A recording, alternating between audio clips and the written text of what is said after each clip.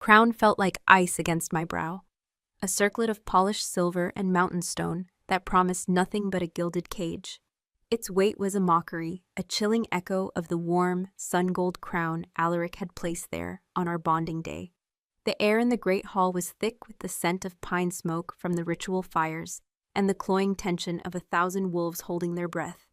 Every pair of eyes in the Valmora pack was fixed on me. The broken Luna, the prize of a dead king, now passed to his successor, to his brother. A tremor ran through my hands, and I clenched them in the folds of my black morning gown, the fabric a constant scratching reminder of my loss.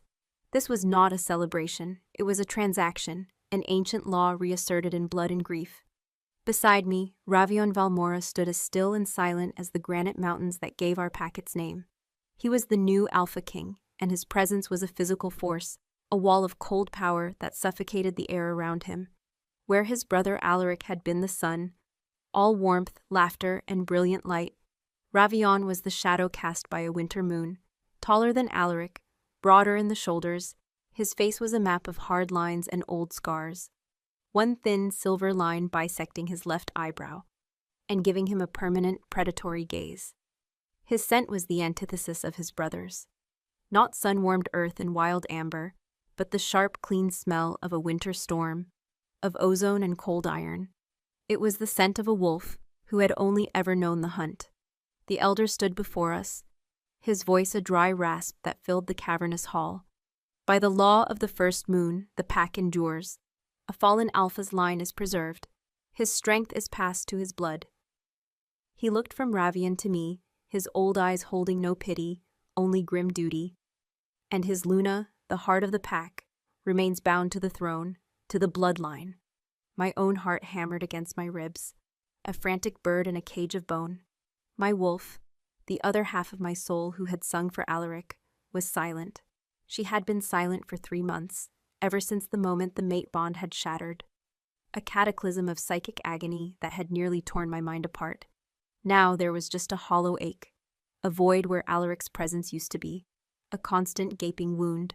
Ravion's hand, large and calloused, moved to my back.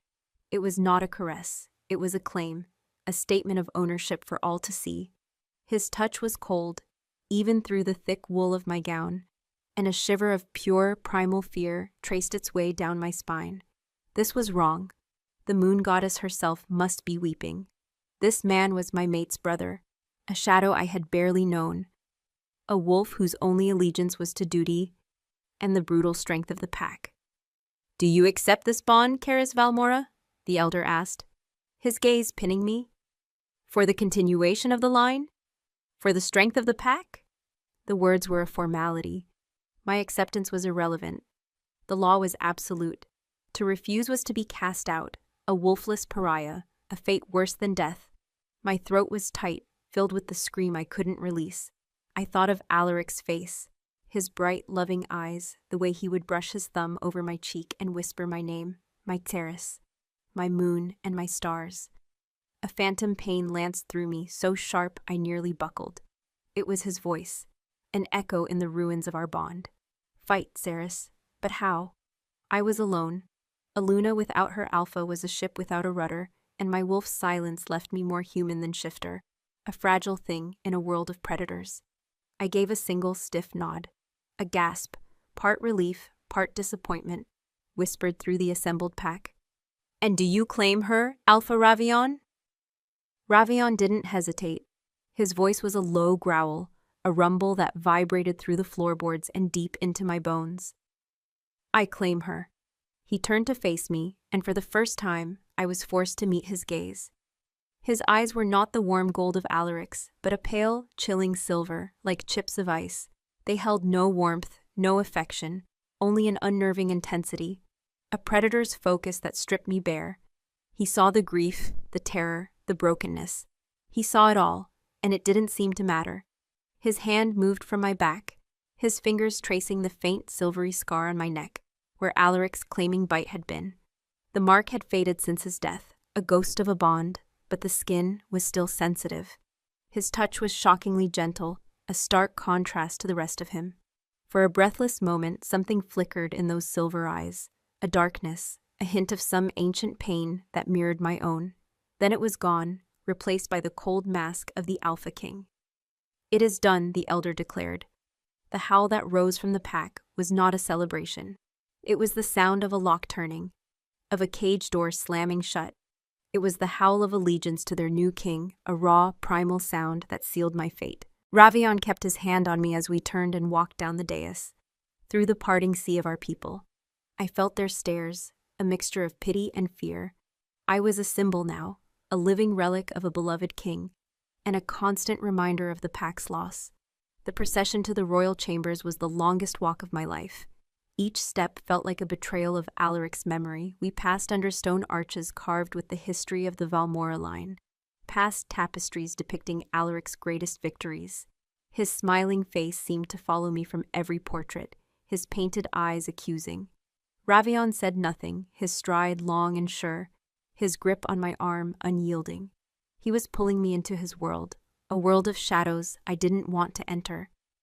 The great oak doors to the Alpha's chambers, our chambers, were pushed open by the guards. I froze on the threshold. The air inside was a ghost. It still smelled of him. Faintly, underneath the beeswax candles and the lavender I always kept by the window, was the warm, earthy scent of Alaric. My breath hitched, and tears I had refused to shed in public burned behind my eyes. Ravion felt my hesitation. His grip tightened, not cruelly, but firmly, urging me forward. He walked me inside, and the doors boomed shut behind us, plunging us into a heavy, suffocating silence. We were alone, husband and wife, Alpha and Luna, strangers bound by a tragedy. I pulled away from him, my first act of defiance, and retreated to the far side of the room, near the massive stone fireplace where Alaric and I had spent so many nights. I wrapped my arms around myself, a pathetic shield against the man who now owned me. He watched me, his silver eyes tracking my every move. The silence stretched, thin and brittle, filled only by the crackle of the fire and the frantic beating of my own heart. I expected him to make a demand, to stake his claim in the most final, physical way, to overwrite Alaric's memory with his own brutal possession. It was his right by pack law. The bond had to be consummated to be sealed. My body tensed, preparing for an assault it could not fight, but he didn't move toward me. Instead, he walked slowly to the mantelpiece. His gaze fell upon a small silver-framed portrait of Alaric, laughing as he held me in his arms in the summer meadows. Ravion's scarred hand lifted, his fingers hovering just over the glass, not quite touching it. "He was a fool to go to that ridge alone," Ravion said, his voice quiet, stripped of the commanding growl it held in the great hall. It was just a man's voice, rough with something that sounded almost like regret. The words were a knife to my heart. "He was defending his territory," I whispered, my voice raw from disuse. "He was protecting his pack. He was a king."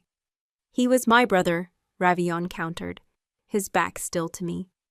"And he left his pack without a king, and his Luna without a mate. There is no glory in that, only a void that must be filled." He finally turned, his eyes finding mine across the room. "That is what I am, the man who fills the void." A wave of cold fury, sharp and sudden, cut through my grief. "You are not him," I spat, the words tasting like poison. "You will never be him." A ghost of a smile, cold and mirthless, touched his lips. "I know. I have been reminded of that every day of my life." He took a step toward me, and I flinched back. He stopped. "You fear me, Karis. Good. Fear is a sensible response to a predator, but you do not need to fear my touch tonight. The pack has its ceremony. The law is satisfied, for now." He unclasped the heavy fur cloak from his shoulders, the Alpha's mantle, and draped it over a chair. He was wearing simple black leather, the garb of a warrior, not a king. He seemed to shrink without the mantle, yet somehow become more dangerous, more concentrated. "This room smells of him," he said, his gaze sweeping over the bed, the chairs, the tapestries. "Of a life that is over."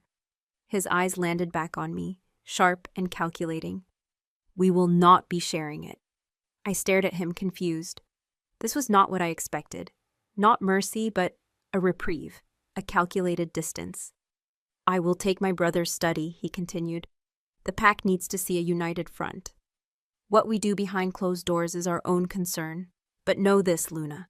He crossed the room in 3 long, silent strides, stopping just before me. I had to crane my neck to look up at him. That scent of winter and iron enveloped me, chilling me to the bone. He reached out, his hand moving with unnerving slowness, and his thumb brushed against the fading bite mark on my neck. A jolt, electric and unwanted, shot through me, but it wasn't just his touch. As his skin met mine, a phantom warmth bloomed beneath it. A fleeting echo of Alaric's fire, so real it made me gasp. Ravion's silver eyes widened almost imperceptibly, his focus locked on the mark. His own breath hitched. He could feel it too. "By the moon," he whispered, his voice a raw, stunned thing. He pulled his hand back as if he'd been burned. He stared at my neck, then at me, and for the first time, I saw something other than cold duty in his face. It was a dark, dangerous curiosity. A hunter who has just found a track he doesn't understand. "The bond," he breathed, a low growl of disbelief. "It's not completely gone." The words hung in the air between us, heavy and impossible. It's not completely gone. My blood ran cold, a glacial fear that had nothing to do with the man standing before me, and everything to do with the ghost he had just named. I snatched my hand up to my neck, covering the faded mark as if I could hide the phantom warmth his touch had ignited. It was a violation. Alaric's bond, our sacred connection, was not some relic for his brother to examine. "Don't," I choked out, the word barely a whisper. My voice was a stranger's, thin and brittle. "Don't touch it." Ravion's gaze was sharp, analytical, like a wolf assessing a trap. The shock had already bled from his features, replaced by that cold, unreadable mask. "I felt it," he stated, his voice a low, dangerous rumble. "A pulse, a warmth, the echo of a claiming bite. That should not be possible. When an alpha falls, the bond breaks. It is absolute." "Alaric was not just an alpha," I retorted, a spark of defiance flaring in the ashes of my grief. "He was the Alpha King. Our bond was different." "Different how?" he pressed, taking a half-step closer. I instinctively recoiled, my back hitting the cold stone of the fireplace. He was hunting for an answer, and I was the prey. "Was this a secret you kept? Some magic woven into the bond?" "It was love." The word tore from my throat, papa and painful. "That was the magic. Something you wouldn't understand."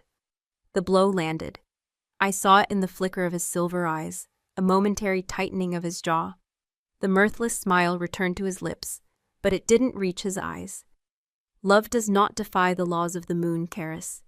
It does not leave a ghost in the flesh." He stared at my neck, at the hand I held protectively over it. "The elders will call it a curse, a blight. They will want to purify it." The threat was clear. The pack's fear of the unnatural was deep and primal. Any anomaly, especially one connected to a dead alpha and his Luna, would be seen as a weakness, a spiritual sickness that had to be carved out. They would subject me to rituals, to cleansing fires, to the scrutiny of mystics who would pick apart the last sacred piece of Alaric I had left. "It's nothing," I lied, forcing strength into my voice. "It's just memory." Grief plays tricks on the mind, and on the skin. Ravion watched me for a long, silent moment.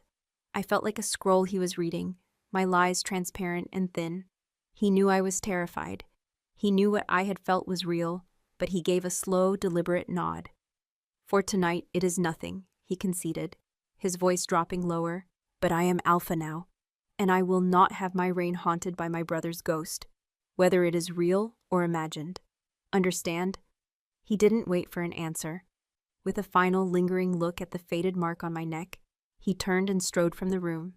The heavy door clicked shut behind him, and the silence he left in his wake was more suffocating than his presence. I sank to my knees before the fire, my entire body trembling. He was right. It wasn't just memory. The warmth his touch had summoned was Alaric's warmth. It was the echo of his soul, still tethered to me, a thread of gold in a tapestry of black. A terrifying, beautiful, impossible hope began to bloom in my chest, a flower pushing its way through frozen earth. What if some part of him was still here? What if the bond hadn't been completely destroyed, but only damaged? The first morning of my new life dawned gray and cold. I awoke in the center of the massive bed, the sheets on Alaric's side, now Ravion's side, pristine and untouched. The emptiness of the space beside me was a physical ache. For 3 months I had woken to that void, but today it felt different. It was no longer just an absence, it was an occupation. This was Ravion's space now, claimed by law even if not by his presence. I dressed in the same black morning gown, a shield of sorrow. My lady-in-waiting, a young she-wolf named Alara, whose own mate had fallen in the same battle as Alaric, helped me braid my hair. Her hands were gentle, but her eyes were full of a pity I couldn't bear. She saw a broken thing, a Luna twice claimed and truly belonging to no one. "The Alpha King awaits you for the morning meal in the lower hall," she murmured, keeping her gaze down. The lower hall, not the sunlit private dining room Alaric and I had shared, but the cavernous space where the Alpha ate with his senior council and warriors. It was a strategic move. Ravion was presenting his new Luna to his power base, cementing his claim, showing them that the transition was complete. He was showing them me. Walking through the corridors of Valmora Keep was a special kind of torture. Every stone, every tapestry, every suit of armor held a memory. There was the alcove where Alaric had first kissed me, the great window where we'd watched the northern lights, the training yard where his laughter used to ring out as he sparred with his men. Now the halls were silent but for the whisper of my skirts and the heavy tread of the guards who followed at a respectful distance. The pack members I passed bowed their heads, their expressions a mixture of reverence for my old station and fear of my new one. I was a ghost walking among them. Ravion was already seated at the head of the immense oak table when I entered. He rose as I approached, a gesture of respect that felt utterly hollow. The dozen wolves seated at the table, scarred veterans, grizzled elders, the pack's most powerful, rose with him. Their eyes were on me, curious and measuring. I took my seat to his right, the Luna's chair, its wood still feeling shaped to my form, yet it felt alien. The meal was a silent affair. The clatter of cutlery against pottery was the only sound. Ravion ate with a focused economy of motion, the same way he did everything. I could feel his presence beside me, a block of ice radiating a palpable chill. I couldn't eat. The food tasted of ash. My gaze drifted across the hall, and I saw him, Kyle, Alaric's beta, his closest friend since childhood. He was staring at me, his face a mask of profound sorrow and confusion. When our eyes met, he looked away, unable to hold my gaze. The betrayal was sharp and deep. Even Kyle, who had mourned with me, now saw me as part of Ravion's new order. Suddenly, a scent cut through the haze of smoke and roasting meat. Faint but unmistakable. Sun-warmed earth and wild amber. Alaric. My head snapped up, my heart leaping into my throat. I scanned the hall frantically. It was impossible. A trick of the mind. But it was there. A whisper of scent that curled around me like a phantom embrace. And with it, a feeling. A gentle pull. A sense of longing directed at me. Karis. The name was a breath in my mind, not a sound, so faint I thought I'd imagined it. I pressed my fingers to my temples, my breath catching. Ravion turned his head slightly, his silver eyes narrowing on me. He had noticed my distress. His gaze was questioning, demanding. I shook my head, a tiny, almost imperceptible motion, and forced myself to look down at my plate. The scent faded, the feeling receded, leaving me shaken and raw. I had to get away. As soon as the meal was concluded, I stood, murmuring a quiet excuse to Ravion about my duties.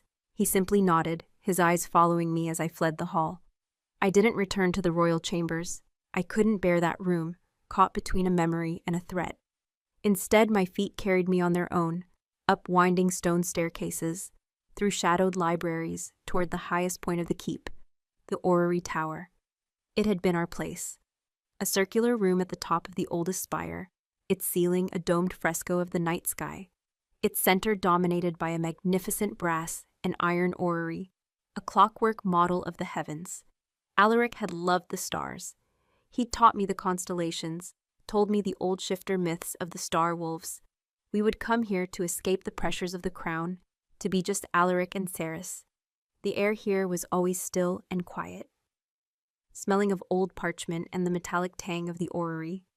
As I pushed open the heavy oak door, the scent hit me, stronger this time. Amber and earth, his scent. It clung to the books, to the velvet cushions on the window seat, to the very air in the room. It was as if he had been here only moments ago. My wolf, silent for so long, stirred within me. Not a voice, but a deep, mournful ache, a recognition of her alpha. My trembling fingers traced the intricate gears of the orrery. Alaric had been fixing it the week before his last battle. A small brass moon had come loose. I found it, resting on a nearby bookshelf next to his favorite volume of celestial charts. I picked up the small, cool piece of metal, my thumb rubbing over its smooth surface. Tears finally fell, hot and silent, tracking paths down my cold cheeks. Alaric, I whispered to the empty room, the name a prayer and a wound. Where are you? A cool breeze ghosted across the back of my neck, though the windows were sealed tight against the mountain winds. The little hairs on my arms stood on end. The scent of him deepened, wrapping around me, so real, so present. It was like he was standing right behind me, my Theris. The voice was clearer this time, a true whisper, rustling like leaves just at the edge of my hearing. It was his voice. Hope, fierce and blinding, exploded in my chest. I wasn't going mad. He was here. Alaric, I spun around, my heart hammering against my ribs, the brass moon clutched in my fist. The room was empty, but the feeling of his presence was overwhelming. It was in the way the dust motes danced in the single shaft of moonlight piercing the gloom, in the way the shadows seemed to deepen and shift. My soul, my very being, strained toward that feeling, that echo of my lost mate. I'm here, I sobbed, a desperate, broken sound. I'm still here, mine. The word was a growl, possessive and eternal, vibrating not in the air, but in the hollow space of the broken bond inside me. It was the sound of his wolf, the great golden alpha who had claimed me. A floorboard creaked in the corridor outside. Heavy, measured footsteps stopped at the doorway. I froze, my tears turning to ice on my cheeks. The comforting presence of Alaric's spirit vanished in an instant, blown away like smoke. In its place was a chilling, predatory focus. Ravian stood in the doorway, a dark silhouette against the dim light of the hall. He had followed me. His silver eyes glowed faintly in the gloom, fixed on me with an unnerving intensity. He took in my tear-streaked face, the desperate hope that must have been written there, the way I was turned to face an empty corner of the room. His gaze was no longer just suspicious. It was hard, cold, and edged with something that looked like accusation. "Who are you talking to?" he growled, his voice leaving no room for lies.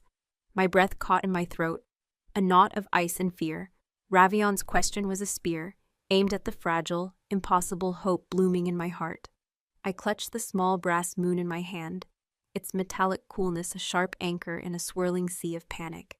To admit the truth was to be declared insane. To lie was to invite his relentless suspicion. "I am talking to a memory," I said, my voice steadier than I felt. I forced myself to meet his piercing silver gaze.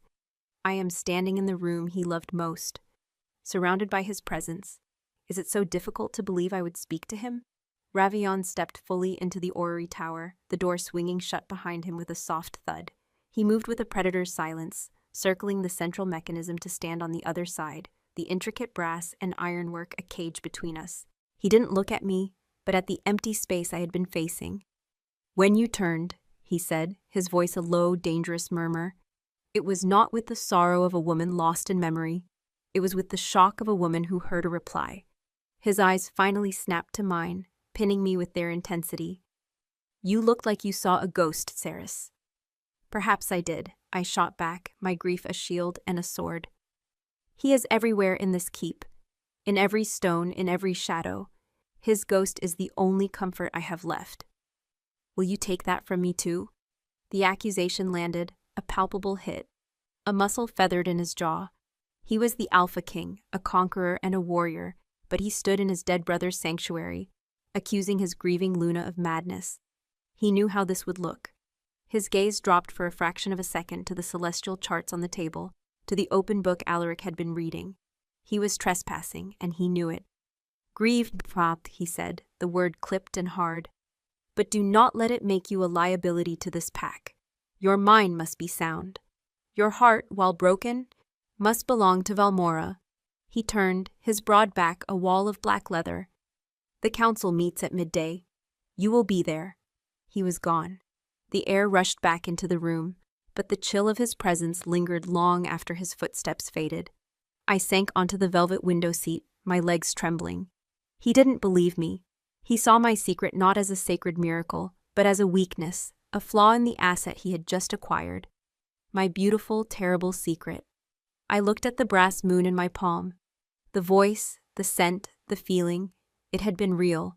Alaric, in some form, was still here. He was tied to me, and a fierce protective instinct rose within me. I would not let Ravion, or his council, or his mystics, tear this last piece of my mate away from me. As commanded, I went to the council chamber at midday. It was a stark, formidable room in the heart of the keep, dominated by a massive stone table carved with a topographical map of our territories. The air was thick with the scent of old leather, beeswax, and the faint metallic tang of wolf's blood from old conflicts. Ravion sat at the head of the table, not on a throne, but on a simple, high-backed chair, the alpha king among his warlords. I took my seat at his side, a silent, black-clad figure. The dozen wolves of his inner circle, the same grim faces from the morning meal, nodded to me, their respect a formality. The topic was war. The carrion packs, a loose coalition of savage rogues who had killed Alaric, were testing our borders again, emboldened by the death of the king. They were jackals, smelling blood in the water. Ravion was a born commander. He moved carved wooden figures across the map, his voice a low, confident growl as he outlined his strategy.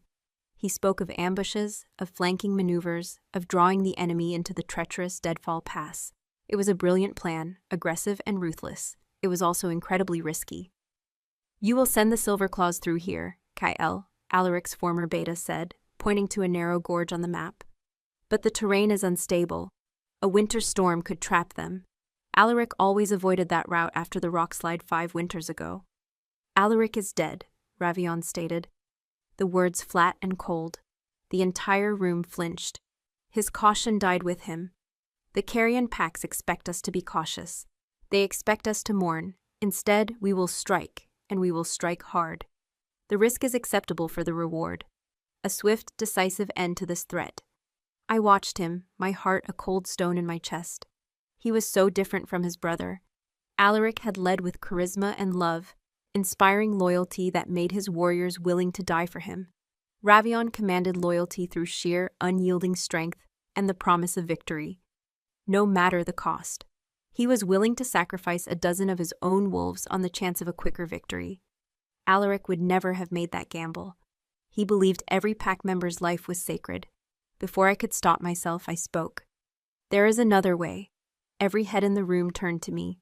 The silence was absolute, punctuated only by the crackle of the torches. Ravion slowly turned his head, his silver eyes locking onto mine. It was the first time I had spoken in council since before Alaric's death. "The southern ridges," I continued, my voice gaining strength. "The carrion packs use them for scouting. Alaric and I mapped their patrol routes last spring. They are predictable. A small elite party could move along the river under the cover of the forest and sever their supply lines here." I pointed to a spot on the map, my finger tracing a path Alaric had shown me 100 times. "It would force them to retreat without a major battle. It would save lives." Ravion stared at the spot I had indicated, then back at me. His face was a thundercloud, his fury a palpable force that made the air feel thin and sharp. He had been publicly contradicted, by might the broken relic of his brother's reign. He leaned forward slightly, his voice a low, threatening growl that was meant for me alone. Yet every wolf in the room heard it. "Your tactical counsel, Luna, is not required. Your place is to ensure the heart of the pack remains strong, not to draw its battle plans." He straightened up, his gaze sweeping over his council. "We proceed with my plan. The Silver Claws move out at dusk." Humiliation washed over me, hot and sharp. He had dismissed me like a child. He had put me back in my place as a figurehead, a breeding mare, a silent symbol. The council members shifted uncomfortably, none daring to meet my eyes. I had been foolish to speak, to think my knowledge, Alaric's knowledge, mattered to the new king. I remained silent for the rest of the meeting, a statue carved from ice and shame. When the council was dismissed, I tried to leave, But as I stood, Ravion's hand shot out and clamped around my wrist. His grip was like iron. "A word," he growled, his voice low and tight with controlled rage. The other wolves filed out quickly, eager to escape the storm they knew was coming. When we were alone, he released me, pushing the heavy chamber door shut. The boom echoed in the sudden silence. He stalked toward me, his movements fluid and dangerous, backing me up against the cold stone map table. He braced his hands on either side of me, trapping me. The scent of him, winter storm and cold iron, was overwhelming. "Never," he snarled, his face inches from mine. "Do you question my command in front of my council again? Never. You are the Luna. You are a symbol of continuity, of stability. You are not a strategist. You are not a warrior. You are mine, and you will remember your place." The injustice of it, the sheer arrogance, burned through my shame. I was trying to save our people from a needless risk. Alaric would have listened. "I am not Alaric," he roared, slamming his fist down on the stone table beside my hip. The map pieces jumped. "He is dead." His sentiment, his caution, his belief that every single life was worth more than a swift victory is what got him killed and left this pack vulnerable. I will not make the same mistake. I will secure this pack with blood and iron if I must, and you will not undermine me.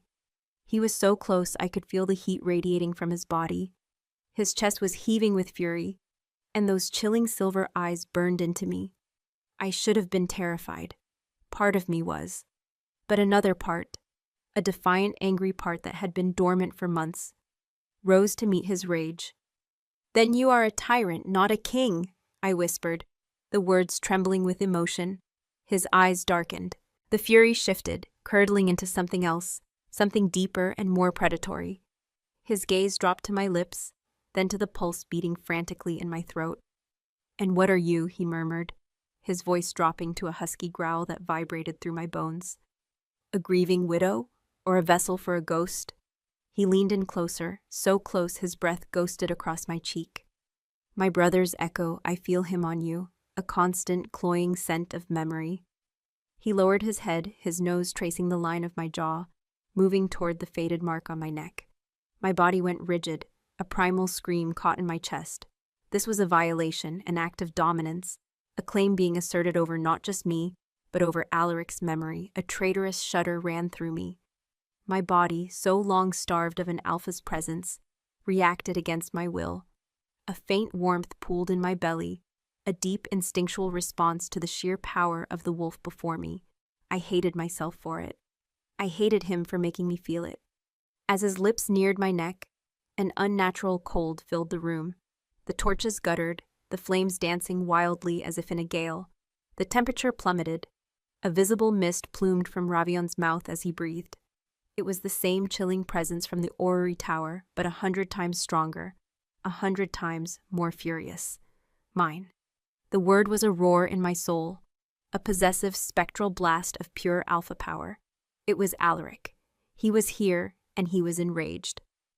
Ravion jerked back as if he'd been struck, a snarl ripping from his throat. He spun around, his silver eyes wide with disbelief, scanning the empty, freezing room. He couldn't hear the voice, but he could feel the presence. He could feel the challenge. He felt the ghost. He turned back to me, his face a mask of dawning, horrified comprehension. His gaze wasn't on me, but through me, as if he could see the angry spirit clinging to my soul. "By the first moon," he breathed, a mixture of awe and fury in his tone. He took a step back, the Alpha King momentarily thrown by an enemy he couldn't see, couldn't fight. "He's here, isn't he?" The question was a statement, a horrified accusation. "My brother, he's still clinging to you." The cold in the council chamber was a living thing, a malevolent presence that sank into my bones. It was the arctic fury of a king denied his queen, a spirit howling his claim from beyond the veil. Ravion stood frozen, his powerful body radiating tension. His gaze locked on me, seeing not just his brother's widow, but a haunted vessel. The spectral pressure in the room was immense, a silent, raging battle between the living alpha and the dead one. "Leave her." The command was not a whisper this time, but a clear, cold thought dropped directly into my mind. It was Alaric's voice, imbued with the full authority of the Alpha King. It was a command meant for his brother, Ravion recoiled, a low growl rumbling in his chest. His eyes darted around the room, searching for the source of the challenge he could feel but not hear. He was a wolf in a room with a rival he could smell but not see. The sheer wrongness of it, the violation of every natural law, was written on his face. "What did he say?" Ravion demanded, his voice a guttural snarl. He knew the voice I heard was a command directed at him. I shook my head, wrapping my arms around myself as the ghostly cold began to recede, leaving me trembling. "I don't know what you're talking about." "Liar," he hissed. He took a step toward me, but a floorboard on the other side of the room groaned loudly, as if under a great weight. A tapestry depicting a Valmora ancestor on a hunt billowed out, though there was no draft. Ravion's head snapped toward the sound, his hand instinctively going to the hunting knife sheathed at his belt. He was being corralled, warned away from me by an unseen force. The anger on his face was whoring with a primal, instinctual fear. This was not pack law. This was not warfare. This was something ancient and unnatural, a spirit defying the cycle of life and death to hold on to its territory, to hold on to me. "This changes nothing," he said, forcing the words through his clenched jaw. His silver eyes met mine again, and the fear was gone, replaced by a cold, hard resolve. "Whatever this is, a curse, a memory, a ghost, it ends. You are Luna of the Valmora. You belong to the pack, to the living, not to a shade." He turned on his heel and strode out of the chamber, leaving the door gaping open behind him. The last vestiges of the chilling presence faded, and the torches burned steady once more. The room was just a room again, stone and wood and shadow. I slumped against the map table, my body weak with relief and a new terrifying dread. Alaric was real. His spirit was here, protective and possessive, but his presence provoked his brother into a dangerous fury. I was a battleground, caught between two kings, one of flesh and one of spirit. The days that followed were a cold war fought in silence. Ravion avoided being alone with me, his presence at meals and in public a mask of formal courtesy that fooled no one. The pack could feel the tension, a low hum of unease that settled over the keep like a winter fog. Whispers followed me down the corridors, pitying looks from the older she-wolves, fearful glances from the young warriors. I was the haunted Luna, the Alpha King's wife who was still claimed by a ghost. The Silverclaws, the warriors Ravion had sent into Deadfall Pass, had not yet returned. A heavy sense of foreboding grew with each passing day. Kyle, his face etched with worry, sought me out in the castle library. "Luna Pad," he began, his voice low, his gaze troubled. "Forgive my intrusion." "There is nothing to forgive, Kyle," I said, setting aside the book I hadn't been reading. "You were his friend." The words hung between us, a shared and sacred grief. "I am worried," he admitted, his eyes not quite meeting mine. "Ravion's strategy, it is bold, but the first snows have come to the high passes. If they are trapped—" "I know," I whispered. "I warned him." Kyle finally looked at me, his expression full of a pain that mirrored my own. "He is not Alaric. He leads with a clenched fist. He believes any sacrifice is worth it to secure our borders. He sees wolves as pieces on a map. Alaric saw them as family." The truth of his words was a cold weight in my stomach. I saw the faces of the young warriors in the Silverclaw unit. Mates, sons, brothers, all risked on a gamble Ravion refused to reconsider. That night, sleep would not come. I lay in the vast, empty bed, the silence of the room a roaring in my ears. The space beside me was a cold reminder of both my loss and my forced bondage. A storm was raging outside, the wind howling around the stone turrets of the keep like a hungry wolf. Suddenly, a scent drifted through the room, faint at first, then stronger, pine smoke, ritual fire, and underneath it, the coppery tang of blood. Not Alaric's comforting scent, but something else, something secret and forbidden. My wolf, a silent passenger for so long, stirred with a primal sense of alarm. Driven by an instinct I didn't understand, I rose from the bed, pulling a heavy fur cloak over my nightgown. I had to know what that scent was. I moved silently through the sleeping keep, a ghost in my own home. The guards at my door were missing, their posts empty. A cold knot of fear tightened in my gut. Ravion's orders. I was being confined, but I was also being left unguarded. Why? The scent grew stronger as I descended into the lower levels of the keep, toward the ancient crypts where the Valmora kings were buried. The air grew colder, the stone walls weeping with dampness. I heard voices, a low, rhythmic chanting that seemed to vibrate through the very rock. I crept closer, hiding behind a stone pillar at the entrance to the largest burial chamber, the one that held Alaric's newly carved sarcophagus. The chamber was lit by a circle of black candles. In the center, kneeling before my husband's tomb, was Ravion. He was bare-chested despite the crypt's chill, his back a landscape of muscle and scars. Before him, an old she-wolf, her face a mask of wrinkles and arcane tattoos, drew symbols on the stone floor with a mixture of ash and blood. She was Morwen, the pack's seer, a creature of shadow and prophecy, whom Alaric had distrusted and Ravion now embraced. They were performing a ritual, a severing ritual.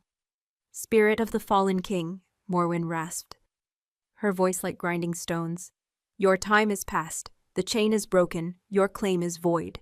She threw a handful of powdered silver and salt into a burning brazier. Green smoke billowed up, smelling of scorched herbs and a terrible spiritual finality. "Release the Luna. Release the vessel. Return to the dust." Ravion held a silver dagger, its blade gleaming in the candlelight. He was not chanting, but his focus was absolute, his will a tangible force in the room, pushing, commanding the unseen to obey. He was using his alpha power, not to protect his pack, but to wage war on a ghost, on his own brother. A wave of rage, so pure and potent it stole my breath, surged through me. This was a desecration, a violation of all that was sacred. They were trying to exorcise Alaric's spirit, to tear away the last precious connection I had to him. Before I could think, I stepped out from behind the pillar. "Stop," I commanded, my voice ringing out in the cavernous tomb. Both Ravion and Morwen turned, their faces illuminated by the eerie green smoke. Morwen hissed, her eyes like chips of obsidian. Ravion's expression was one of cold, implacable fury. He rose to his full height, the silver dagger still clutched in his hand. "This does not concern you, Karis," he growled. "Return to your chambers." "This is my mate's tomb," I cried, my voice trembling with rage. "This concerns me more than anyone. You have no right." "I have every right," he countered, taking a menacing step toward me. "I am the Alpha King. I am responsible for the spiritual purity of this pack. We will not be ruled by a specter. We will not have a Luna who is a gateway for the dead." The air in the tomb grew impossibly cold. A deep, guttural growl echoed from the shadows, seeming to come from the stone sarcophagus itself. The flames of the black candles flickered and died, plunging the chamber into near darkness, lit only by the dying green embers in the brazier. "You dare?" Alaric's voice was a thunderclap in my mind, and the raw, spectral power that flooded the room was terrifying. The stone floor beneath my feet vibrated. Dust trickled from the ceiling. A deep crack appeared in the lid of the sarcophagus, snaking its way across the carved wolf's head. Morwen shrieked, scrambling back from the tomb. Ravion stood his ground, but his knuckles were white where he gripped the dagger. His wolf was snarling, facing a threat it couldn't comprehend. "He will not have her," Ravion roared into the darkness, not at me, but at the spirit of his brother. "She is mine." As he yelled the word, he lunged forward. Not at the tomb, at me. He grabbed my arm, his iron grip bruising. He spun me around, pressing me against the cold stone of the sarcophagus, and brought the silver dagger not to my throat, but to the faded claiming mark on my neck. "If I cannot sever the bond," he snarled, his breath hot against my skin, his eyes wild with a desperate, furious light, "I will carve it from your flesh." The silver blade was a line of glacial fire against my skin. Ravion's body was a wall of muscle and rage, pinning me to the cold sarcophagus of the man he was trying to exorcise. The sense of blood, scorched herbs, and his own furious scent of winter storm filled my senses, a suffocating whirlwind of terror. His silver eyes were unhinged, the cold control shattered, revealing the desperate predator beneath. He was a cornered wolf, willing to maim his own mate to eliminate a rival he couldn't see. My heart hammered against my ribs, a frantic drumbeat in the sudden, tomb-like silence. This was it, the precipice. He would scar me, mar me, physically sever the last echo of Alaric's touch.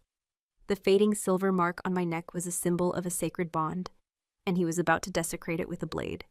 A single hot tear of pure rage and despair traced a path down my temple. "Do it," I whispered, the words a broken rasp. "Show the pack, show the ghost of your brother, what kind of king you truly are. A butcher who carves up his own Luna because he is afraid of a shadow." My words struck him like a physical blow. A flicker of something, shame, doubt, crossed his face. His grip on the dagger faltered for a fraction of a second. But the guttural growl that rumbled in his chest was not his own. It was his wolf, primal and possessive, enraged by the challenge from the spirit world, and my own defiance. His wolf didn't care about honor or appearances. It only cared about dominance. The blade pressed deeper. A tiny bead of blood, crimson and bright, welled up where the point pricked my skin. In that instant, the world fractured. The spectral cold in the tomb coalesced, rushing toward me not with a chilling fury, but with a desperate, protective force. A golden light, faint as a dying ember, bloomed from within the claiming mark on my neck. It was Alaric's light, the color of his wolf's eyes, the color of the crown he had worn. It met the silver blade, and the metal sizzled as if it had touched a live coal. Ravion cried out, a sharp curse of pain and surprise, snatching the dagger back. A thin line of smoke curled up from the blade where it had touched the glowing mark. He stared at his hand, then at my neck, his face a mask of disbelief. The mark itself was no longer a faint, silvery ghost. It was pulsing with a soft, steady golden light, warm against my skin. The single drop of my blood on its surface seemed to glow with an inner fire.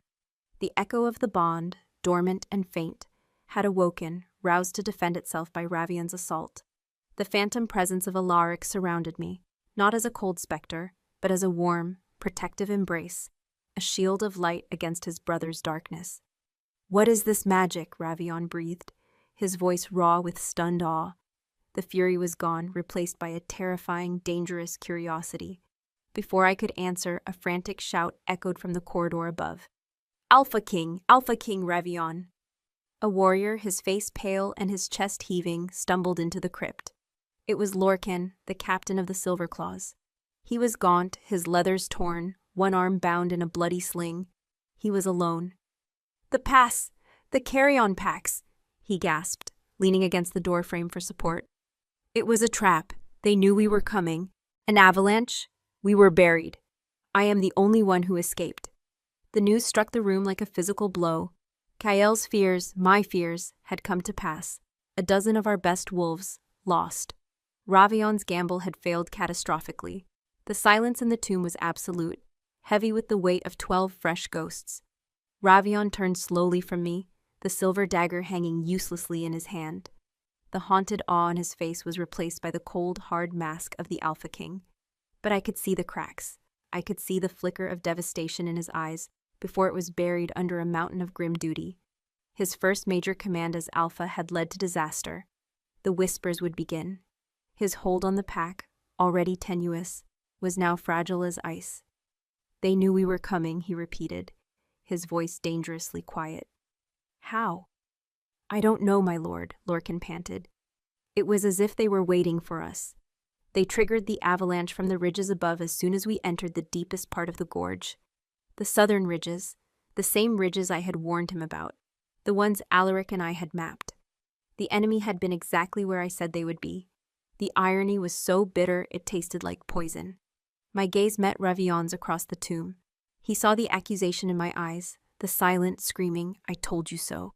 The shame and fury that warred on his face were terrible to behold. He had sacrificed 12 of his men out of pride, because he would not listen to the counsel of his brother's wife. "Get him to the healers," Ravion commanded, his voice a low growl of pure authority that brooked no argument. He didn't look at Lorcan again. He didn't look at me. He stared at the cold stone sarcophagus of his brother, as if Alaric himself had orchestrated this humiliation from beyond the grave. Morwen the seer had already vanished into the shadows. Lorcan was helped away by other guards who had arrived. I was left alone in the crypt with the new king, the air thick with his failure and my blood.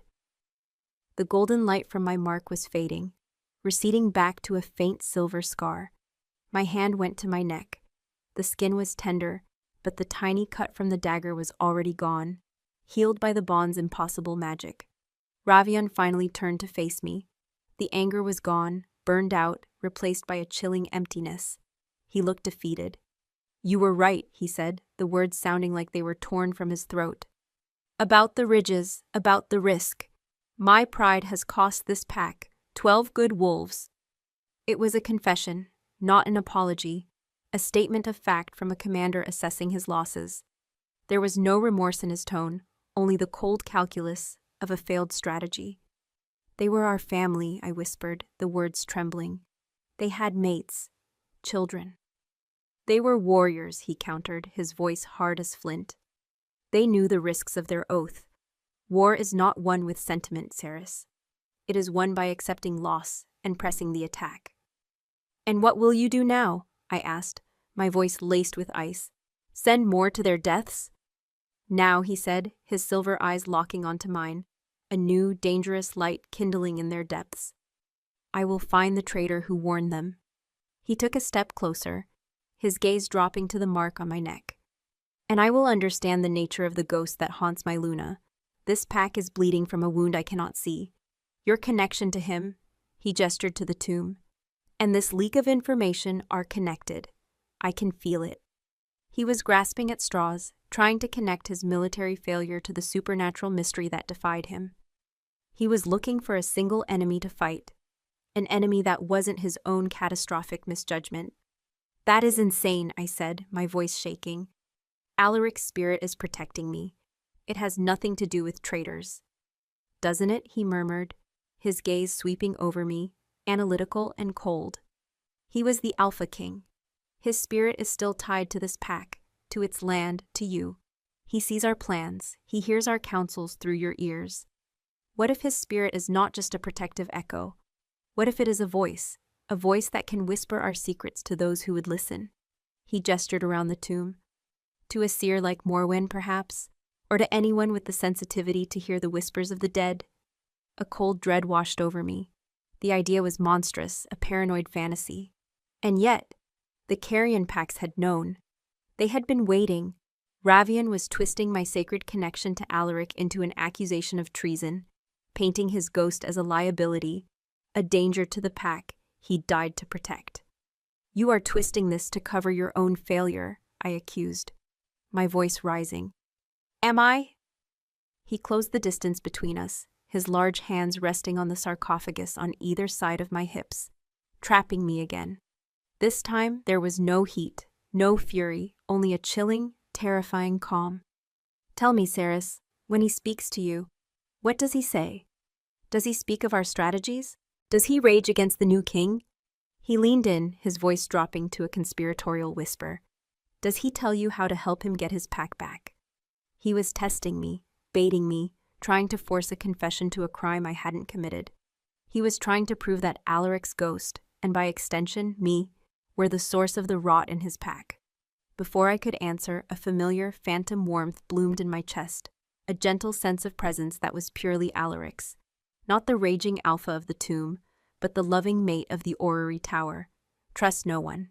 The whisper was clear in my mind, a soft, urgent warning. It wasn't a command or a growl of possession. It was guidance. It was a plea. My eyes widened. Did he mean Ravian? Morwen? Or was the warning more general? Was there truly a traitor in our midst? Ravian saw the shift in my expression. He saw the flicker of communication that passed through me. His eyes narrowed, a predator seeing a tell. "He just spoke to you?" he stated, his voice a low, triumphant growl. "Right now, I saw it on your face." He leaned closer still, his silver eyes boring into mine, trying to rip the secret from my mind. "What did my brother just tell you, Saris?" "Trust no one." Alaric's warning echoed in the deepest part of my soul, a cold, clear bell tolling a dire alarm. I stared into Ravian's silver eyes, a vortex of suspicion and predatory focus, and the meaning of my mate's words became terrifyingly clear. The new Alpha King, the man bound to me by law, was not an ally. He was a hunter, and I was the heart of the mystery he was determined to solve or destroy. I schooled my features, forcing a mask of exhausted grief over the shock of Alaric's message. "He tells me I am not alone," I lied, my voice a hollow whisper. He tells me that his love has not abandoned me. It is a comfort, not a conspiracy. Ravion's gaze didn't waver. He was searching my face for the lie, for the flicker of evasion. A comforting lie to tell yourself, he murmured, though his tone suggested he didn't believe a word of it. He pushed away from the sarcophagus, breaking the cage his arms had formed around me. The release of pressure left me feeling strangely exposed, the cold of the crypt seeping into my bones.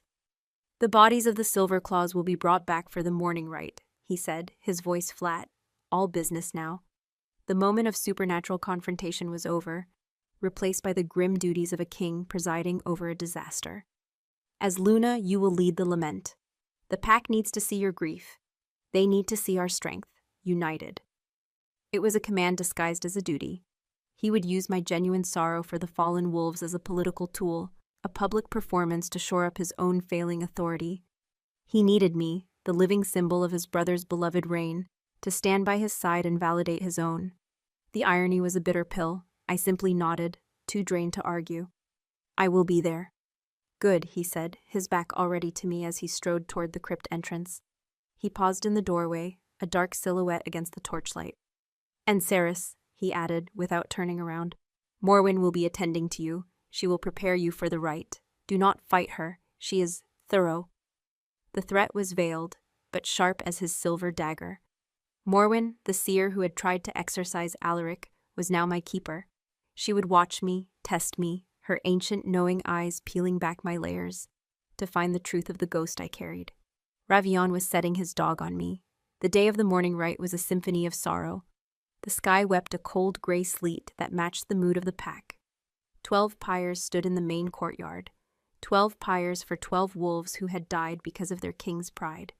The entire pack was assembled, their heads bowed, their silent grief a palpable, crushing weight.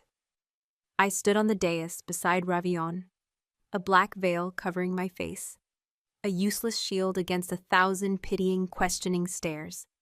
Morwen, as Ravion had promised, had been thorough. She had come to my chambers that morning, her presence like a blot of ink on a clean page. She had prepared me with cloying incense that was meant to calm the spirits, but only made my head ache. Her gnarled fingers had brushed against the mark on my neck as she fastened a jet-black mourning necklace, her touch lingering, analytical, searching for the magic she had witnessed in the crypt. Her obsidian eyes had held a disturbing mix of fear and ravenous curiosity. I had endured it all with a stony silence that I knew only deepened her suspicions.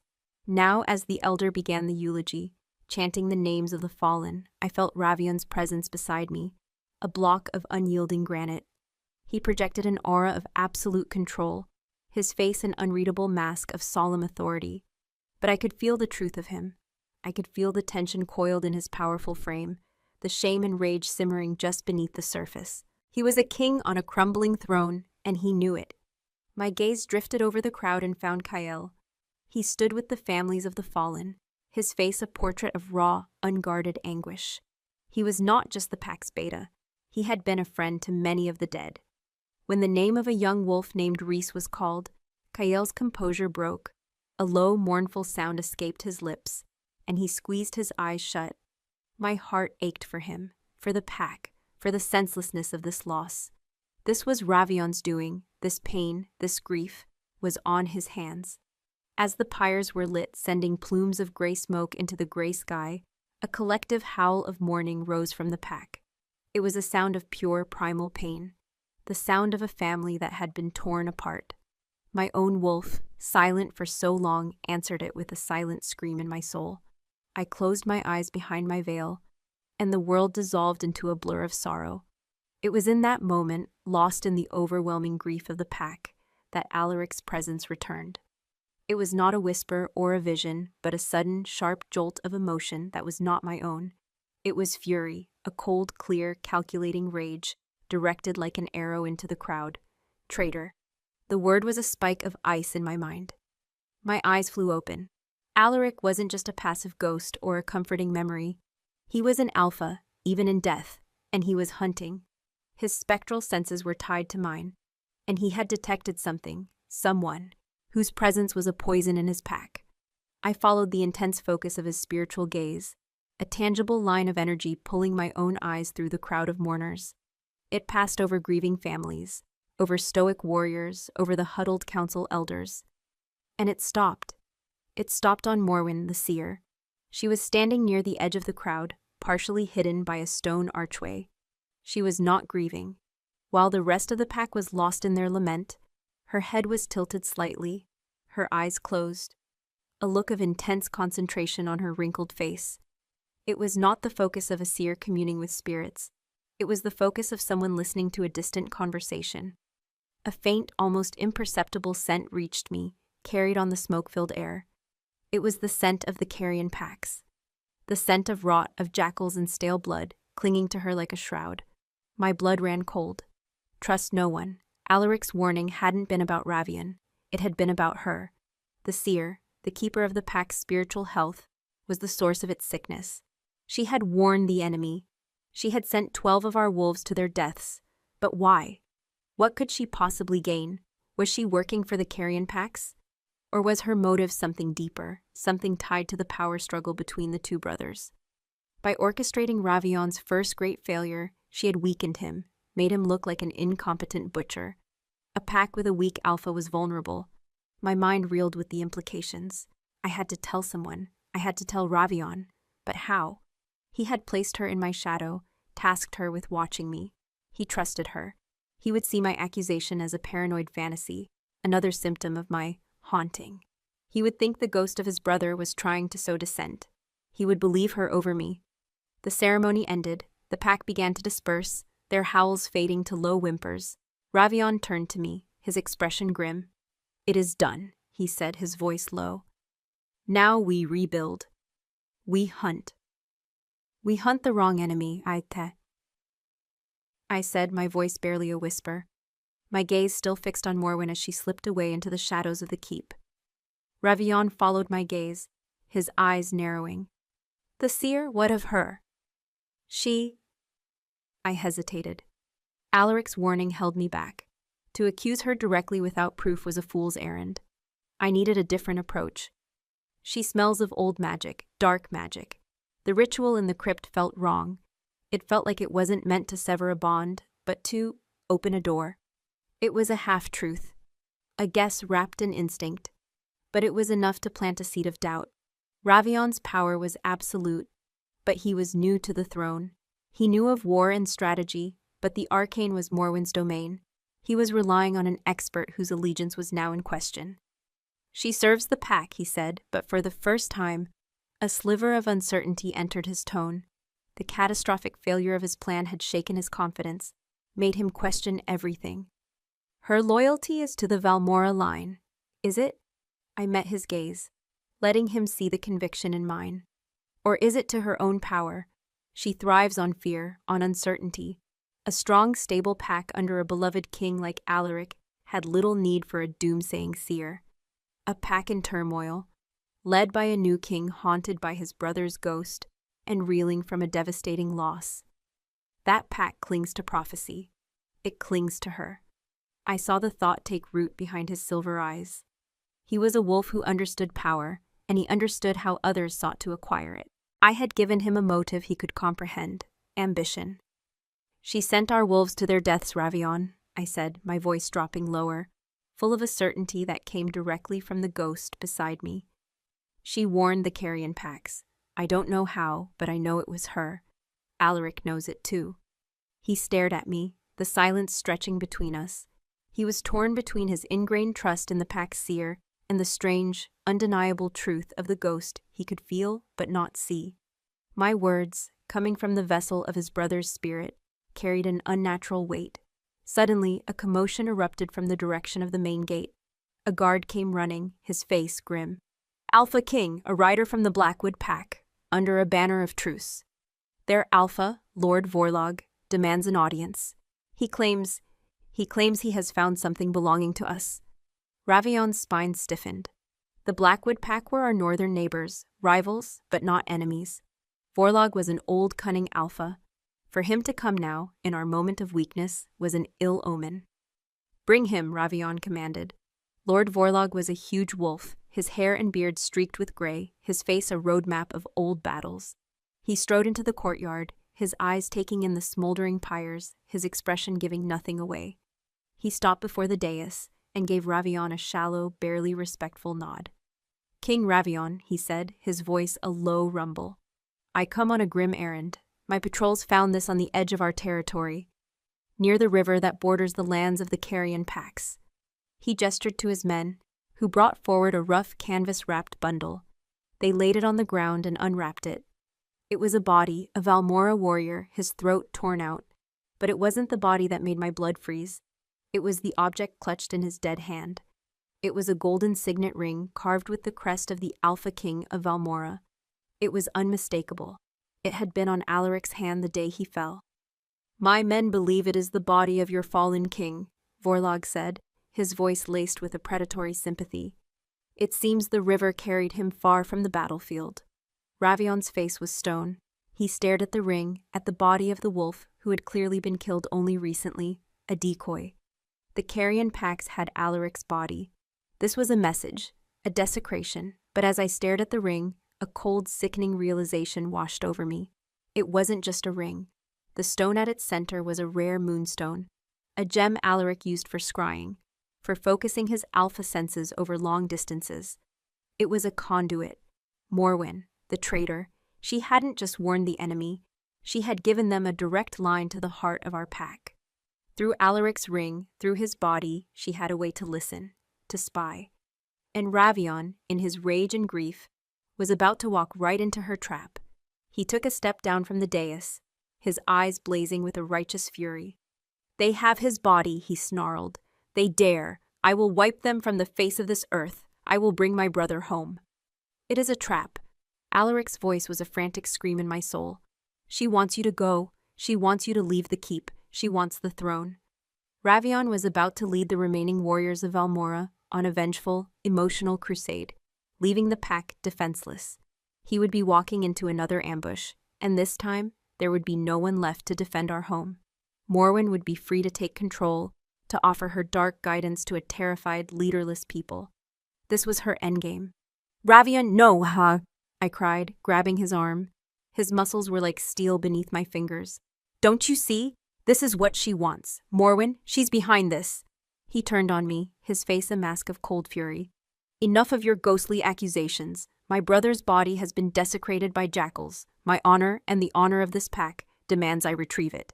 Ready the warriors. We ride at once." He shook my hand off and strode toward Lord Vorlog. Already barking orders. He was blinded by grief, by shame, by a warrior's rage. He was leading our pack to its doom, and he wouldn't listen to the one person, the one spirit, who could see the truth. Panic, cold and sharp, clawed at my throat.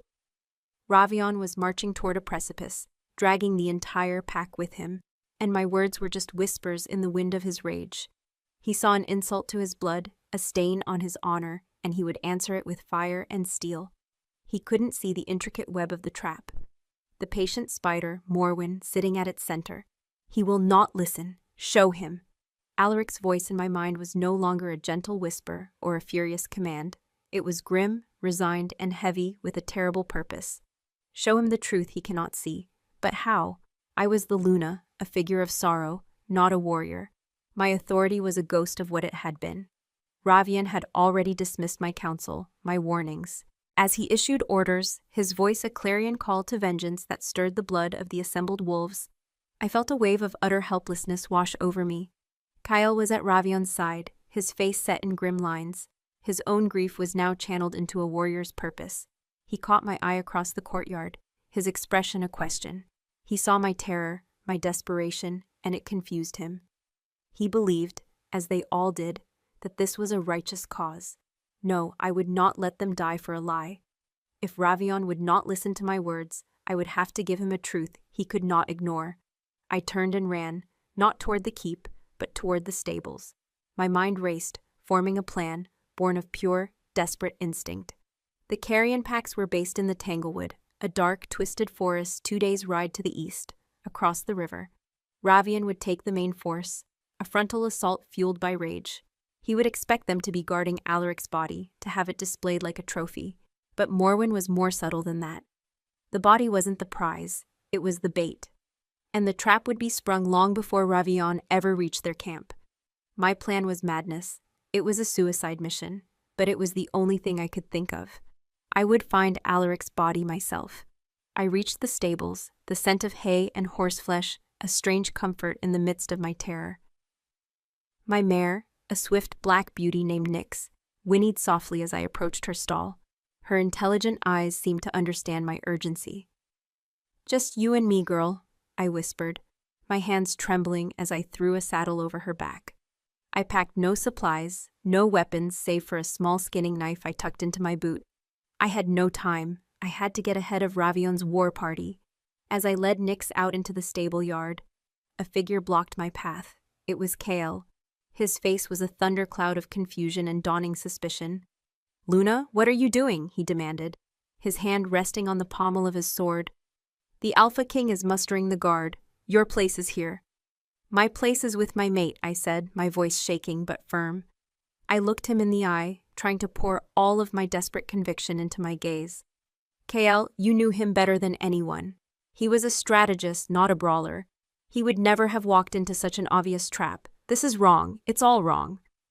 "Ravion's honor demands this," Kael argued, though a flicker of doubt crossed his features. He was loyal to the throne, but his love for Alaric had been profound. My words resonated with his memory of his friend. "It is not honor, it is pride," I insisted. "And Morwen is feeding it. She is the traitor, Kael.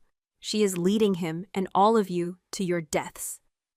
He stared at me, his conflict written plainly on his face. "Those are dangerous words, Karis. The seer is a liar." I swung myself up into the saddle. "I don't have time to explain. Trust me, Kael, for Alaric. If you ever loved him, trust me now. Delay Ravion. Give me a few hours head start. That's all I ask." Before he could answer, I dug my heels into Nyx's sides. The mare leaped forward, startling him. I galloped out of the stable yard and through a little-used postern gate, leaving a stunned and conflicted Beta in my wake. I could only pray that his loyalty to Alaric's memory was stronger than his duty to Ravion's command. The ride was a blur of wind and fear. I pushed Nyx harder than I ever had before, her powerful lungs eating up the miles. I bypassed the main roads, cutting through the dense forest and rocky foothills that I knew as well as the corridors of my own keep. These were the lands I had ridden with Alaric, the paths we had explored together. The phantom warmth of the bond pulsed at my neck, a steady, comforting presence. Alaric was with me, his spirit a silent guide. "They are not in the Tanglewood," his voice came, a clear thought in my mind. Too obvious. Look for the old places, the places of power she would seek. The old places. My mind flashed to the stories the elders told, tales of the first wolves and the monoliths of power they had erected when the world was young. There was one, a fallen stone circle, known as the Weeping Sisters, deep in the gray marshes that bordered the Tanglewood. It was a place of dark legend, a place the pack avoided, a perfect place for Morwen to conduct her foul magic.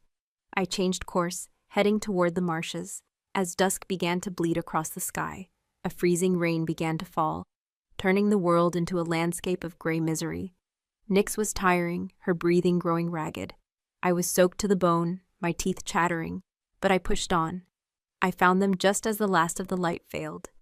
In the center of a ring of moss-covered, weeping stones, a great bonfire burned, spitting sparks into the rain.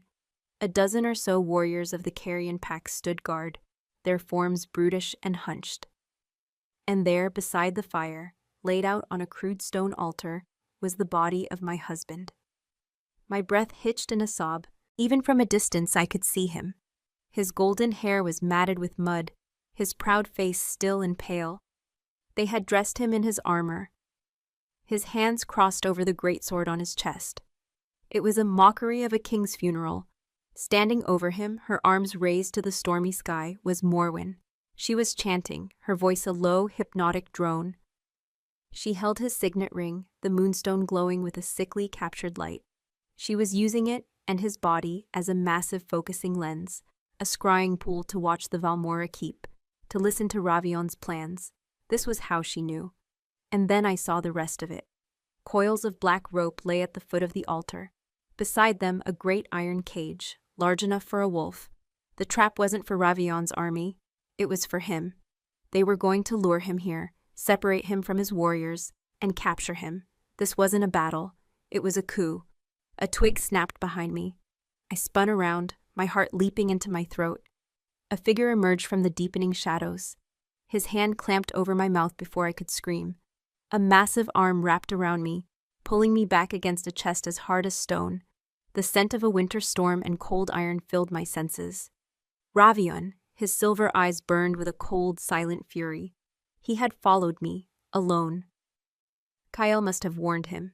He put a finger to his lips, a command for silence, then gestured with his head back into the woods. He dragged me away from the clearing, his movements silent and fluid. When we were deep in the shadows, he finally released me, spinning me around to face him. "What in the name of the first moon did you think you were doing?" he snarled, his voice a low, vicious whisper. "Riding out here alone? Are you insane?" "I was saving you," I hissed back, my voice trembling with adrenaline and rage. "You were walking into a trap. Morwen is there. She's the traitor. She's been using Alaric's body to spy on you." Ravion stared at me, then peered through the trees at the scene I had just witnessed. He saw the fire, the carrion warriors, the altar. He saw Morwen. He saw his brother's body. The truth, stark and undeniable, hit him with the force of a physical blow. His face went pale. The rage in his eyes was eclipsed by a wave of horrified comprehension, followed by a surge of pure, murderous fury, directed at the seer who had betrayed him. "That witch," he growled, the words a promise of death. His hand went to the greatsword on his back. He was going to charge in, a one-man army. "No," I grabbed his arm, my nails digging into his leather vambrace. "That's what they want. It's a trap for you. They mean to capture you." He looked from the dozen warriors to me, then back again. The odds were impossible. For the first time, the cold strategist in him overcame the raging warrior. He was alpha king of a pack with no other heirs. His capture would be the end of the Valmora line. "We go back," he said, his voice tight. "We bring the war party." "There's no time," I argued frantically. "Your army is miles away. By the time they get here, who knows what she'll have done?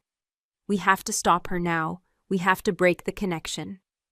He looked at me, his silver eyes searching mine in the gloom. He was seeing me for the first time not as a broken relic or a haunted vessel, but as something else, an ally. "How?" he asked, the single word a surrender of his pride. My gaze drifted back to the clearing, to the glowing ring in Morwen's hand. "The ring, the moonstone is the conduit. We have to get it away from her." A desperate, terrifying idea formed in my mind. "They are focused on her ritual. They are expecting you to come from the main path with an army. They won't be expecting an attack from the marshes. They won't be expecting me." He stared at me as if I'd lost my mind. "Absolutely not. I will not send you in there." "You won't be sending me," I said, my voice gaining a strange, cold calm. "Alaric and I will go. You will be the distraction." I looked him dead in the eye. "You wanted proof of his ghost? You wanted to understand my bond? You're about to see it. When I give the signal, you draw their attention, all of it. Can you do that?" He looked at me, at the impossible resolve in my face. He looked at the clearing. He was a king with no good choices, forced to trust the one person he suspected most. He gave a single sharp nod. "On your signal." My heart hammered as I slipped away from him, circling through the sucking mud of the marshes. The phantom warmth at my neck pulsed steadily, a silent reassurance. "I am with you." I crept to the edge of the clearing, hiding behind one of the weeping stones, my body trembling uncontrollably. This was madness. I was wolfless, a human woman against a dozen shifters and a dark witch. Now, Teres, for our pack, for me. I took a deep breath and I screamed.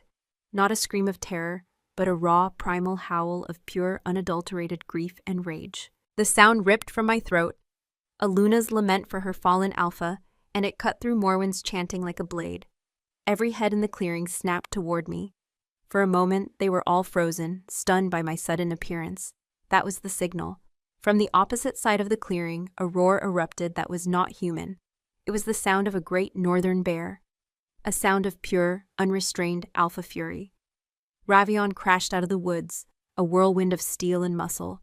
a berserker throwing himself at the guards. They were completely taken by surprise. They had expected a king, they got a monster. In the chaos as the warriors turned to face the immediate physical threat of Ravion, I ran. I sprinted from behind the stone, straight for the altar. Morwen turned, her face a mask of fury as she saw me. She raised the glowing ring, and a bolt of dark energy, a crackling ribbon of black and violet, shot toward me. I dove rolling through the mud, and the bolt hissed over my head, striking the stone behind me. I scrambled to my feet. Alaric's body was right there, so close. My heart broke seeing him, but there was no time for grief. I launched myself at Morwen, my small knife in my hand. She was old, but she was strong, her fingers like claws as she grabbed my wrist. The glowing ring was inches from my face. "Foolish girl," she hissed, her breath foul. "His ghost cannot help you." She is wrong. A wave of power, golden and brilliant, surged from the mark on my neck. It flowed down my arm, into my hand. My own grip, which should have been hopelessly weak against hers, became like iron. I squeezed. The bones in Morwen's hand crunched. She shrieked in pain, her fingers going limp. The ring fell. It didn't hit the ground. I caught it. The moment my skin touched the moonstone, the world exploded. It was not just Alaric's echo I felt, but his full, undiluted spirit, trapped and focused by the stone. It flooded me. Memories, emotions, his love, his rage, his power. The shattered mate bond inside me didn't just flare to life. It reforged, not with my living mate, but with the soul of my dead one. The golden light that erupted from my body was blinding. Across the clearing, Ravion, his sword dripping with the blood of 2 Carrion warriors, stopped dead.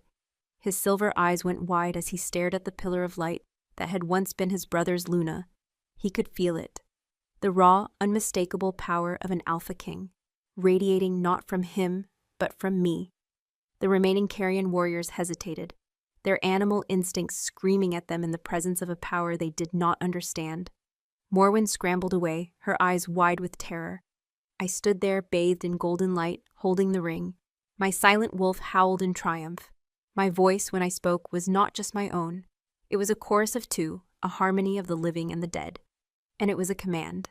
"Kneel," we said. The first rays of dawn painted the peaks of the Valmora mountains in hues of rose and gold. The air in the great hall was still and silent, thick with the scent of beeswax and the lingering tension of a night that had reshaped a kingdom. The surviving warriors of the Carrion packs were in our cells, their alpha dead, their will broken. Morwen was gone, vanished into the marshes like the venomous snake she was, a threat for another day. And in the center of the hall, on a bier draped in the golden banner of his line, Alaric Valmora finally lay at rest. We had brought him home. Ravion and I, and the escort of loyal Valmora warriors Kael had brought after my desperate gamble had paid off, had carried him back not as a desecrated trophy, but as a king. I stood beside the bier, my hand resting on the cold stone. The golden light that had poured from me in the Weeping Sisters' clearing had receded, sinking back into the reforged bond in my soul. I no longer held the ring. It rested now on Alaric's hand, its moonstone dark and quiet. His spirit was no longer a restless, raging ghost. Touching him, truly connecting with him through the stone, had given him a final peace. He was no longer a haunting, but a presence. A deep, quiet strength that lived inside me now. A seamless fusion of my soul and his. I was no longer a broken vessel. I was whole. The heavy doors of the great hall opened, and Ravion walked in. He was dressed not in the black of a mourner, but in the simple leathers of a warrior. He had shed the crown, both literally and figuratively. He walked to the other side of the bier, his silver eyes falling on his brother's peaceful face. The hard lines of his own face seemed softer in the dawn light, etched with an exhaustion that went deeper than the bone. "The council is waiting," he said, his voice a low rumble, devoid of its usual command. "They are uncertain. They saw what happened. They felt the power. They do not know who leads this pack anymore." "And what do you believe?" I asked, my voice quiet. He finally raised his eyes to meet mine. The suspicion was gone. The fury, the jealousy, the cold calculation, all of it had been burned away in the fire of that impossible night. What remained was a grudging, weary respect, and something else, a profound, unsettling awe. I believe, he said slowly, that my brother was a greater king than any of us ever knew. His love for you was strong enough to defy death itself. His bond, it was not just a chain of duty. It was a bridge between worlds. He looked at the mark on my neck. It was no longer a faint silver scar, but a delicate, intricate tracery of pale gold, like a vein of precious metal just beneath the skin. He is with you, not as a ghost, but as part of you. Yes, I whispered. It was the simplest, most profound truth. The law is clear, he continued, his gaze unwavering. The pack must have an alpha, the bloodline must continue. I wear the crown, but I am not the only power on the throne. He took a deep, steadying breath, a man facing a reality he had never imagined. I am the sword of this pack, Terrace, its shield. I will lead the hunts and fight the wars. I will be the king they see.